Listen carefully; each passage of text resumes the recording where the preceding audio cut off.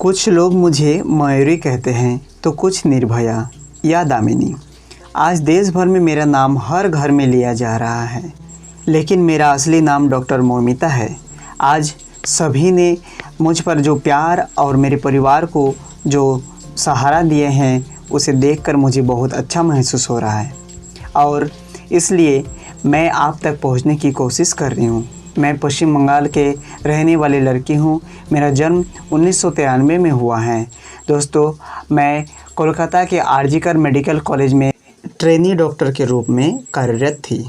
ये वीडियो सिर्फ उन लोगों को समर्पित है जो महिलाओं के प्रति श्रद्धा और सम्मान करते हैं। दोस्तों, हमारे समाज में कुछ ऐसे मामले घटित हो जाते हैं जिन्हें जानकर बहुत अफसोस होता है। एक लड़की जो अपने सपनों को साकार करने के लिए कड़ी मेहनत से नीट जैसे कठिन एग्ज़ाम को क्वालिफाई करती है और एक सफल डॉक्टर बनकर समाज और देश की सेवा करना चाहती है, साथ ही अपने माँ बाप का सपना को पूरा करना चाहती है, पर दुर्भाग्यवश कुछ दरिंदों की वजह से सारी सपना चकनाचूर हो जाती है।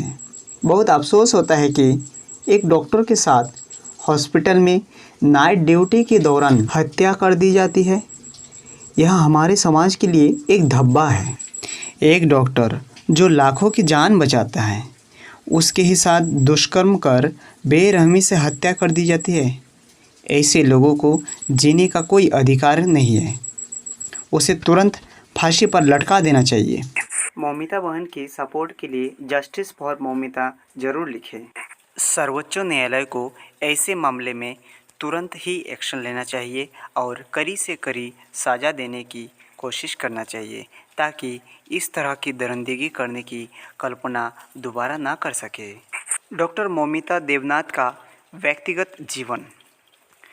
मौमिता देवनाथ प्रोफेशन से एक डॉक्टर हैं और उनका जन्म 1993 को भारत में पश्चिम बंगाल के कोलकाता में हुआ था।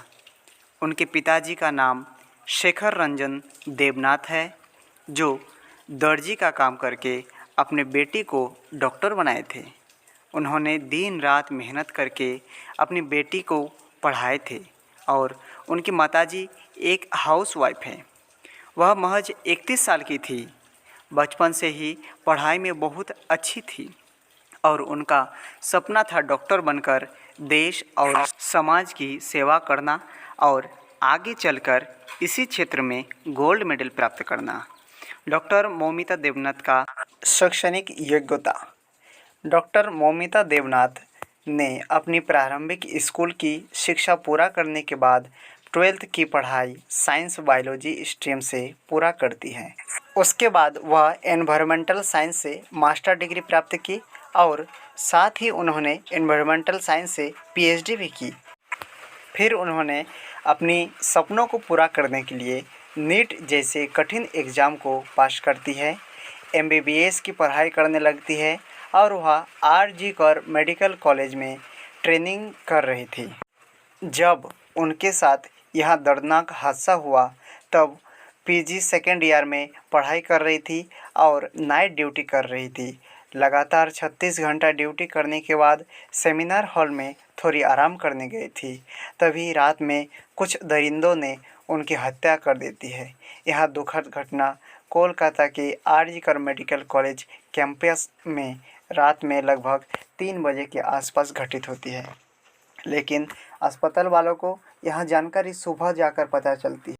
यह एक बहुत ही दर्दनाक हादसा था, जो एक महिला डॉक्टर के साथ यौन शोषण कर बेरहमी से हत्या कर दी जाती है। लड़की के पैर और गर्दन टूटी हुई थी और इतना ही नहीं, उनके आँख, होठ और प्राइवेट पार्ट से खून बह रहा था। इतना होने के बावजूद भी इस केस को दबाने के लिए पूरी कोशिश की गई, पर धीरे धीरे यह हॉस्पिटल से बाहर तक फैल गई। इस घटना के खिलाफ भारत के सभी डॉक्टर प्रोटेस्ट करने लगे और न्याय की मांग करने लगे। डॉक्टर की हत्या पर माता पिता का बयान। एक पिताजी अपनी बेटी को डॉक्टर बनाने के लिए खुद से दूर कहीं पढ़ने के लिए भेजता है। उम्मीद लगाए रहती है कि सफल डॉक्टर बनेगी तो हमारे घर की गरीबी दूर हो जाएगी। उस पिता के पास हॉस्पिटल से फ़ोन आता है कि आपकी बेटी ने सुसाइड कर लिया। यह सुनते ही डॉक्टर के माता पिता ने तुरंत हॉस्पिटल चली आती है। जब वह हॉस्पिटल पहुंचती है तो उन्हें अपनी बेटी की डेड बॉडी देखने के लिए 3 घंटे तक इंतज़ार करवाया जाता है। जब उन्होंने अपनी बेटी की लाश बेड पर पड़े दिखती है तो पूरा सन्न रह जाते हैं।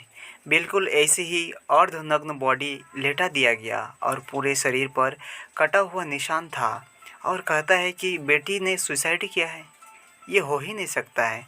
शव के परीक्षण से पता चला कि डॉक्टर के साथ सिर्फ बलात्कार ही नहीं, सामूहिक बलात्कार किया गया था और गला घोंटकर हत्या कर दी गई थी। पोस्टमार्टम रिपोर्ट के अनुसार उनके जननांग पद, होठ, बाएं पैर, दाहिने हाथ, अनामिका, गर्दन और चेहरे पर गहरे घाव का उल्लेख किया गया। रिपोर्ट से पता चला कि महिला के चेहरे पर खरोच के निशान संभवतः अपराधी के नाखूनों के कारण था। रिपोर्ट के अनुसार उनके मुंह और गले पर दबाव डाला गया था और उसका गला घोटा गया था, जिसके परिणाम स्वरूप थायराइड उपास्थि का फ्रैक्चर हो गया। रिपोर्ट में उसके आँख, मुंह और जननांग से खून बहने का भी उल्लेख किया गया। उसके जननांग क्षेत्र में चोटों को विकृत कामुकता और जननांग यातना के लिए जिम्मेदार ठहरा गया। बताया गया कि पोस्टमार्टम ऑटोप्सी से भी यह पता चला कि योनि में लगभग 150 मिलीग्राम वीर्य पाया गया। इससे स्पष्ट पता चलता है कि यह घटना एक आदमी द्वारा हो ही नहीं सकता। लेकिन ये बात आरजीकर कॉलेज के प्रिंसिपल संदीप घोष को समझ नहीं आया। कैसे समझेगा? इस घटना का मास्टरमाइंड तो यही है। इस केस की पूरी तरह से जांच पड़ताल की जा रही है, जिसमें संजय राय नामक एक अपराधी को गिरफ्तार किया गया। उसके साथ 6 और लोगों की होने का आशंका जताया जा रहा है। डॉक्टर मौमिता की हत्या से जुड़ी कुछ अनसुलझे सवाल। हॉस्पिटल से डॉक्टर की हत्या को सुसाइड क्यों बताया गया था? डॉक्टर मौमिता को इतनी क्रूरता से क्यों हत्या की गई? हॉस्पिटल में इस दुर्घटना को छुपाने की कोशिश क्यों की जा रही थी? आखिर क्यों डॉक्टर की हत्या के बाद उसी स्थान पर रिपेयरिंग का काम शुरू किया गया? हॉस्पिटल से सबूत मिटाने की कोशिश क्यों की जा रही थी? हॉस्पिटल में कुछ ऐसे अवैध कार्य हो रहे थे जिसकी जानकारी डॉक्टर को पता चल गई थी। डॉक्टर मौमिता की हत्या को लेकर पूरा देश के डॉक्टर विरोध कर रहा है। जब घटना की जानकारी लोगों को पता चला तो सभी लोग इसका विरोध करने लगे और यह मामला धीरे धीरे पूरा देश में फैल गया और आज पूरा देश के डॉक्टर ही नहीं बल्कि आम आदमी भी डॉक्टर मौमिता के हत्या को लेकर प्रोटेस्ट कर रहे हैं। डॉक्टर मौमिता के परिवार के साथ पूरा देशवासी है। उनके माता पिता ने अपने कलेजे के टुकड़े खो दिया है। उनका दर्द कोई नहीं समझ सकता है। जब तक मौमिता बहन को न्याय नहीं मिल जाता, हम लोग वी वांट जस्टिस का नारा लगाकर न्याय मांगते रहेंगे। देश के सीबीआई से यही आशा करते हैं कि जल्द से जल्द असली अपराधी को कटघरे तक पहुंचाया जाए और देश के सर्वोच्च न्यायालय से भी निवेदन है कि अपराधी को जल्द से जल्द कड़ी से कड़ी सज़ा सुनाया जाए ताकि इस तरह की अपराध को दोबारा करने की साहस कोई दरिंदा ना कर सके और मौमिता बहन को न्याय मिल सके। जय हिंद।